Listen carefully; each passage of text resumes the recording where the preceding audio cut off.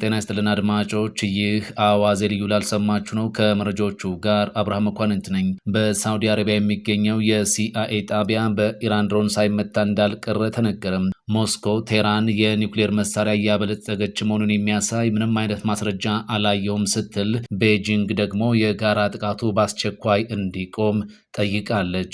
ኳታር ለኢራን እየሰለሉ ነበር ያለቻቸውን 10 ሰዎች በቁጥጥር ስር አውላለች።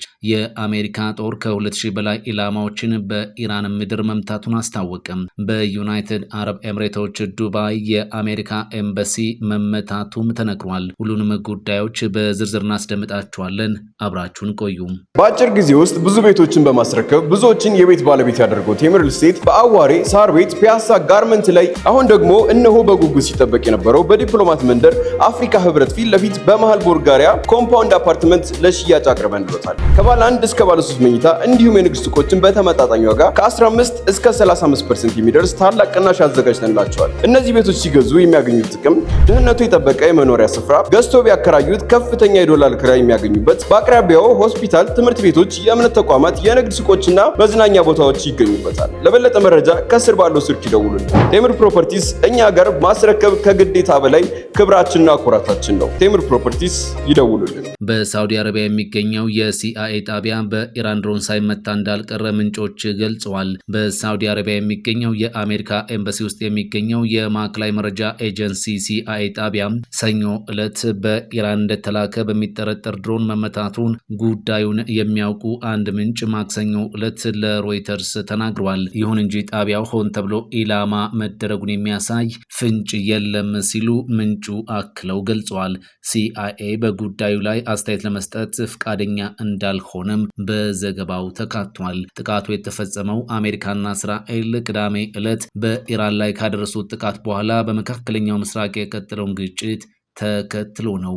በሳውዲ ዋና መዲና ሪያድ የሚገኘው ይህ ኤምባሲ በግጭቱ እስካሁን ከተመቱት የአሜሪካ ይዞታዎች መካከል አንደኛው ነው። የሳውዲ አረቢያ መከላከያ ሚኒስቴር እንዳስታወቀው ኤምባሲው በሁለት ድሮኖች የተመታ ሲሆን በዚህም የተነሳ መጠነኛ የእሳት አደጋና የቁስ አካል ጉዳት አጋጥሟል። ተልኮ ባወጣው የደህንነት ማስጠንቀቂያ በድርሃን አካባቢ የሚመጡ የሚሳኤልና የድሮን ጥቃት ስጋቶች አሉ፣ ወደ አሜሪካ ቆንስላ አትምጡ ሲልም አሳስቧል። ሩሲያና ቻይና በአሜሪካና በእስራኤል በኢራን ላይ የተፈጸመውን ጥቃት በጋራ አውግዘዋል። ሞስኮ ቴህራን የኒውክሌር መሳሪያ እያበለጸገች መሆኑን የሚያሳይ ምንም አይነት ማስረጃ አላየሁም ስትል፣ ቤጂንግ ደግሞ የጋራ ጥቃቱ በአስቸኳይ እንዲቆም ጠይቃለች። የቻይና የውጭ ጉዳይ ሚኒስትር ዋንግ ዩ ማክሰኞ ዕለት ለእስራኤል አቻቸው ጌዲዮን ሳር እንደተናገሩት በኢራን ላይ የተፈጸመው ጥቃት የመጣው በዋሽንግተንና በቴህራን መካከል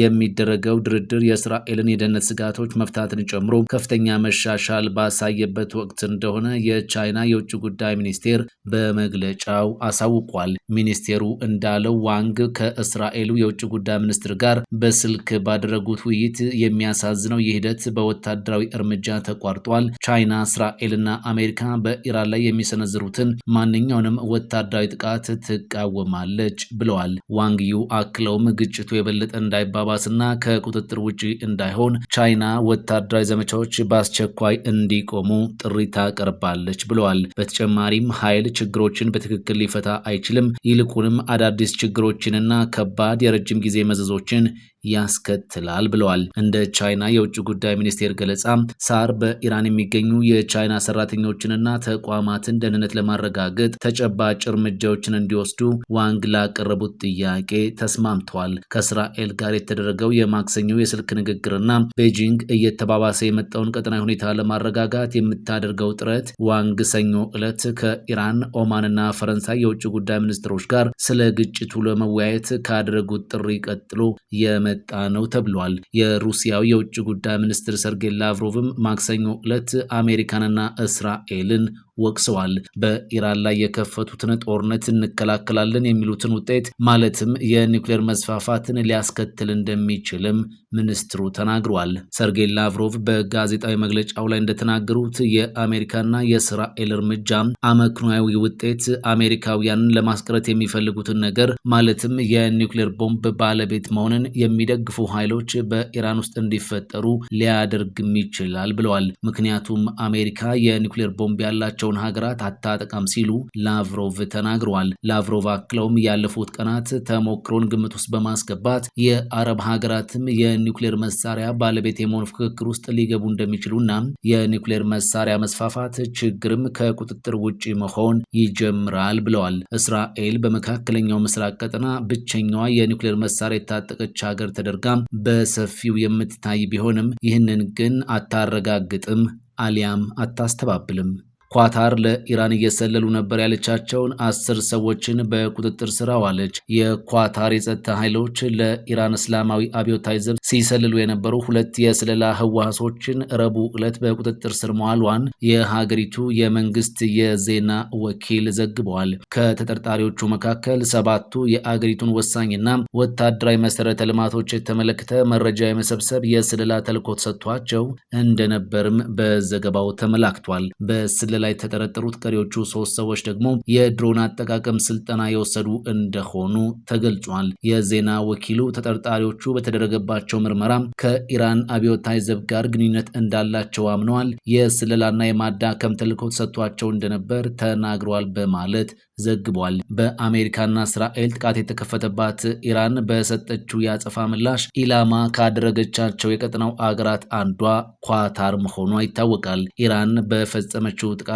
የኳታር ዋነኛ የጋዝ ማምረቻ ተቋማት ጉዳት እንደደረሰበት የሀገሪቱ የመከላከያ ሚኒስቴር አስታውቋል። 2 የኢራን ተዋጊ አውሮፕላኖች 7 ሚሳኤሎችንና 5 ድሮኖችንም መትቶ እንደጣለ ሚኒስቴር መስሪያ ቤቱ ይፋ አድርጓል። የኳታር የውጭ ጉዳይ ሚኒስቴር ቃል አቀባይ ትላንት በሰጡት መግለጫ ሁሉም ቀይ መስመሮች ታልፈዋል ብለው ነበር። ጦርነቱ ቅዳሜ በተጀመረበት ዕለት ብቻ ኢራን 65 ሚሳኤሎችንና 12 ድሮኖችን ወደ ኳታር ማስወንጨፏን የአገሪቱ ባለስልጣናት ገልጸውም ነበር።